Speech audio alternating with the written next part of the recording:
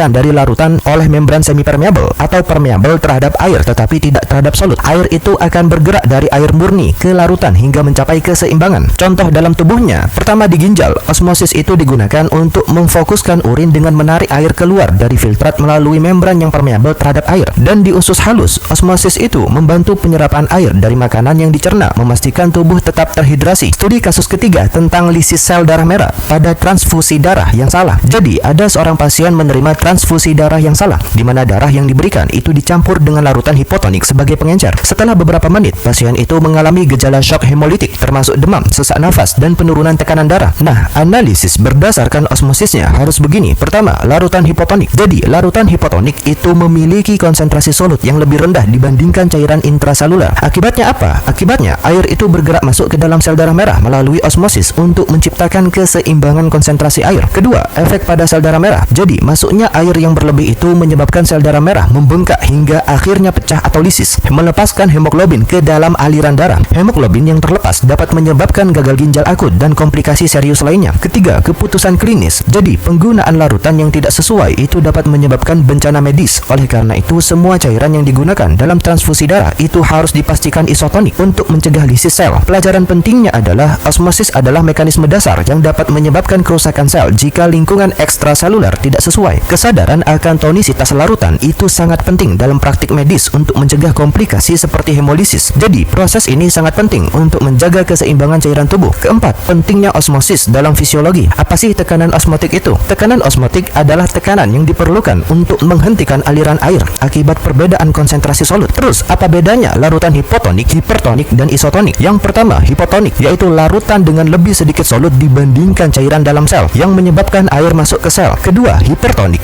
yaitu larutan dengan lebih banyak solut dibandingkan cairan dalam sel yang menyebabkan air keluar dari sel. Ketiga, isotonik, yaitu larutan dengan jumlah solut yang sama dengan cairan dalam sel yang sehingga tidak ada pergerakan neto air. Lalu, kenapa sih infus salin isotonik itu digunakan dalam pengobatan medis? Tentu karena larutan ini menjaga keseimbangan cairan tubuh tanpa menyebabkan pembengkakan atau penyusutan sel. Jadi, osmosis itu memiliki peran vital dalam banyak proses fisiologis. Poin pertama, regulasi cairan sel. Sel hidup itu memerlukan lingkungan internal yang stabil. Osmosis itu memastikan bahwa jumlah air di dalam sel itu tetap seimbang dengan lingkungan ekstraseluler. Jika konsentrasi solut di luar sel itu lebih tinggi atau hipertonik, maka air akan keluar dari sel yang menyebabkan sel menyusut. Sebaliknya, jika konsentrasi solut di luar sel itu lebih rendah atau hipotonik, maka air akan masuk ke dalam sel yang menyebabkan sel membengkak. Poin kedua, fungsi ginjal. Nah, ginjal itu menggunakan osmosis untuk mengatur volume darah dan konsentrasi elektrolit dalam tubuh. Nah, proses